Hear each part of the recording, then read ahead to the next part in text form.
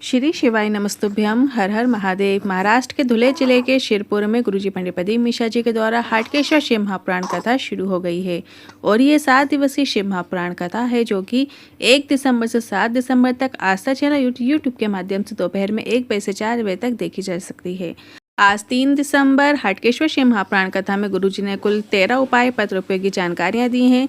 सभी की जानकारी आपको इसी वीडियो के माध्यम से मिलने वाली है। किसी कारणवश यदि आपने आज कथा नहीं सुन पाए हैं तो पूरी कथा का दस्तावेज आपको इस छोटे से वीडियो से प्राप्त हो जाएगा। तो बढ़ते हैं आज की कथा की पहली जानकारी की ओर। गुरुजी ने कहा, दवाई भी जीते जी खाना चाहिए। मरने के बाद दवाई खाने का कोई फायदा नहीं होता। उसी तरह शिव महापुराण कथा भी जीते जी सुनना चाहिए। भगवान का भजन भी जीते जी करना चाहिए। मरने के बाद उसका कोई औचित्य नहीं होता। दवा का असर और भजन का असर जीते जी ही होता है। बढ़ते हैं आज की कथा की दूसरी जानकारी की ओर। गुरुजी ने कहा, परोपकार के लिए आप एक ग्रुप बनाइए जिसे हम श्री शिवाय नमस्तुभ्यम ग्रुप नाम से जानेंगे। अगर किसी को ज़रूरत होगी तो वह आपसे संपर्क करेगा और आप हमसे सीहोर विठलेश्वर सेवा समिति से संपर्क करेंगे और हम उसे व्यक्ति की पढ़ाई में या फिर जिस क्षेत्र में उसकी मदद की आवश्यकता होगी उसकी मदद करेंगे। बढ़ते हैं आज की कथा की तीसरी जानकारी की ओर। गुरुजी ने कहा, अपने कक्ष में मुस्कुरा के बात करना चाहिए। पति को पत्नी से, पत्नी को पति से मुस्कुराते हुए बात करना चाहिए। मुंह फुलाकर बैठे हैं, गुस्से में बैठे हैं, ऐसा बिल्कुल नहीं करना चाहिए। घर में बेटा आए, पति आए, मन को पत्नी को उन्हें देखकर मुस्कुरा देना चाहिए ताकि आधा टेंशन तुरंत घर के बाहर हो जाए। याद रखिएगा, जीवन का आनंद पूरा समाप्त करके बैठे हो, शून्य करके बैठे हो अगर आप मुंह फुलाकर बैठे हो तो। बढ़ते हैं आज की कथा की चौथी जानकारी की ओर। त्रेता युग में था, प्राण जाए पर वचन ना जाए, और कलयुग में है, प्राण जाए पर अहंकार ना जाए। किसी को हल्का मत समझो, किसी को छोटा मत समझो। एक छोटा सा पत्थर जैसे उठाकर घर के बाहर फेंक देते हो, समय आने पर वह अलमारी को सीधा खड़े करने का भी कार्य करता है। तो किसी को छोटा मत समझो, छोटा भी शंकर की कृपा से एक ना एक दिन बड़ा अवश्य हो जाता है। बढ़ते हैं आज की कथा की पांचवी जानकारी की ओर। प्रशांत पाटिल जी पत्र लेकर आए। मेरी माँ रोज शिव महापुराण कथा सुनने को कहती थी पर मैं नहीं सुनती थी। तभी एक दिन मन में आया कि माँ रोज कहती है कि शिव महापुराण कथा सुनो, तो मैं और मेरे पति से कहकर टीवी में कथा सुनना मैंने शुरू की। पर पति ने गुस्सा होकर टीवी बंद कर दी। पति का मना करने पर भी मालेगांव की कथा सुनने गई। पति का तो कथा में मन लग गया पर मेरी आंख लग गई। हमने एक दिन की कथा पंडाल में बैठकर सुनी और अपने मेडिक्लेम के लिए कामना कर ली। अगले ही दिन हमारा मेडिक्लेम लग गया। उसी का आभार व्यक्त करने आए हैं।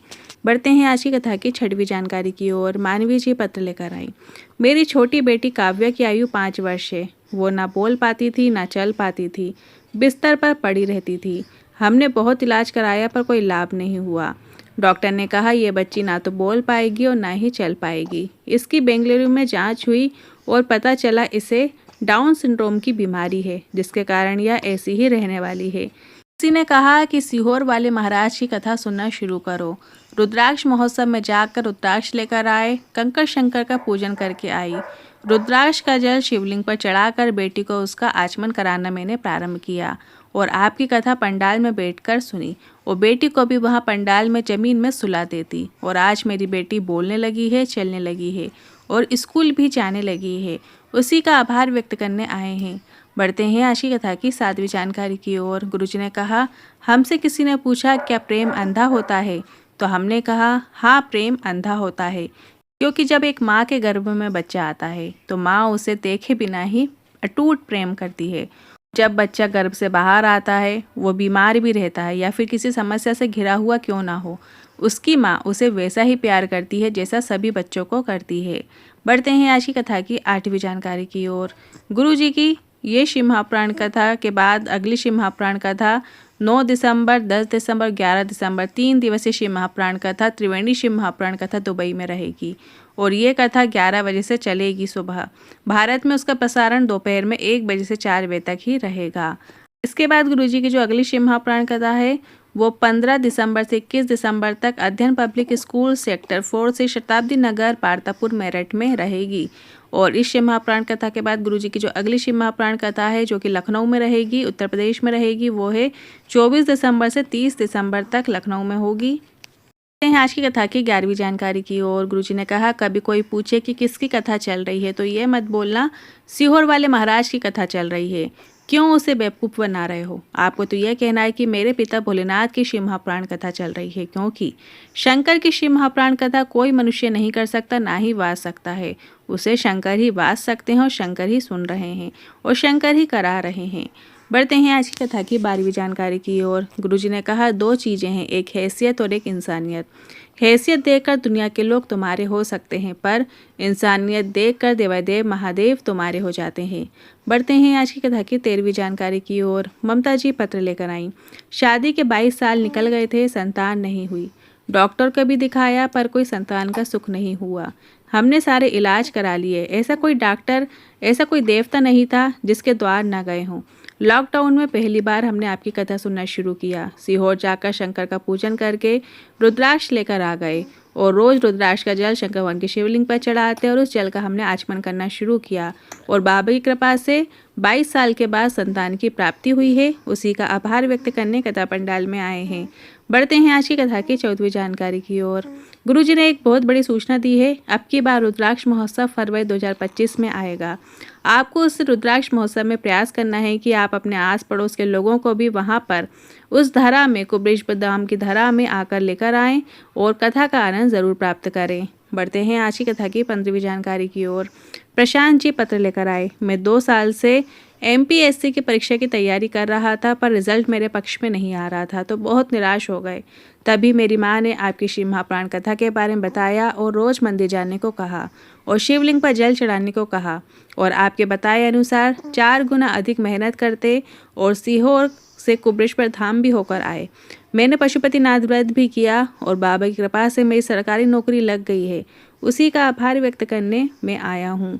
बढ़ते हैं आज की कथा की 16वीं जानकारी की ओर। गुरुजी ने कहा, अगर कोई गाली भी दे, अपशब्द भी दे, बुरा भला भी कहे, तो उस समय आपको चुप रहना है, क्योंकि जवाब समय देता है।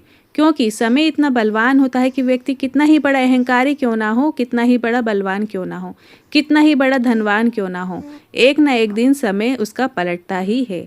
बढ़ते हैं आज की कथा की 17वीं जानकारी की ओर। सोनी जी पत्र लेकर आए। मेरा छोटा बेटा जो कि 13 साल का है, उसे बचपन से थैलेसीमिया नाम की बीमारी है, जिसमें बचपन से उसे खून नहीं बनता। डॉक्टर ने ऑपरेशन और बोन मेरो ट्रांसफ़र का कहा। 13 साल से हमेशा उसे ब्लड चलता रहता है। जब से वह जन्म लिया है, एक दिन हमने आपकी कथा टीवी पर सुनी और रुद्राक्ष लेने के लिए सीहोर पहुंच गए। कंकर शंकर का पूजन करके रुद्राक्ष लेकर आ गए। रोज़ रुद्राक्ष का जल शिवलिंग पर चढ़ा के हम बच्चे को आचमन करा देते और बच्चे का खून बनने लगा। 3 से 4 महीने तक किया, इसके बाद उसका खून बनने लगा है। पहले 4 से 5 रहता था और अब 10% खून रहने लगा है। उसी का आभार व्यक्त करने आए हैं। बढ़ते हैं आज की कथा की 18वीं जानकारी की ओर। वैशाली जी पत्र लेकर आई। एक दुर्घटना में मेरे पति का देहांत हो गया और मेरी 2 बेटियां हैं। मेरी बेटी कहती है कि क्या भगवान साथ देते हैं, क्योंकि हमारे पिता चले गए। अंदर से टूट गई थी, पर आपकी कथा सुनना शुरू किया। आपके बताए अनुसार मंदिर जाना शुरू किया। कथा पंडाल में बैठकर कथा सुनी और रुद्राक्ष लेकर भी आए। सीहोर कुबेश्वर धाम गए थे। बाबा कृपा से मेरी बेटी का चयन महाराष्ट्र पुलिस में हो गया है। उसी का आभार व्यक्त करने आए हैं। बढ़ते हैं आज की कथा की 19वीं जानकारी की ओर। गुरुजी ने कहा, यह पहले जजमाने जो यहाँ पर हम रुके हैं, वहाँ पर हमसे 25 बार आकर पूछते हैं कि गुरुजी किसी चीज़ की कमी तो नहीं है। आज की कथा में गुरुजी ने यही जानकारियाँ दी हैं। यदि ये जानकारी आपके लिए थोड़ी भी उपयोगी लगी हो तो वीडियो को लाइक करके कमेंट बॉक्स में हर हर महादेव ज़रूर टाइप कीजिएगा। और हमने एक व्हाट्सएप चैनल बनाया है जिसमें रोजाना की विशेष तिथियों की जानकारी आपको प्राप्त होती है, जिसकी लिंक हमने कमेंट बॉक्स में पिन कर दी है। आप उस लिंक पर टच करके हमारे व्हाट्सएप चैनल को ज्वाइन कर सकते हैं। हर हर महादेव, श्री शिवाय नमस्तुभ्यम।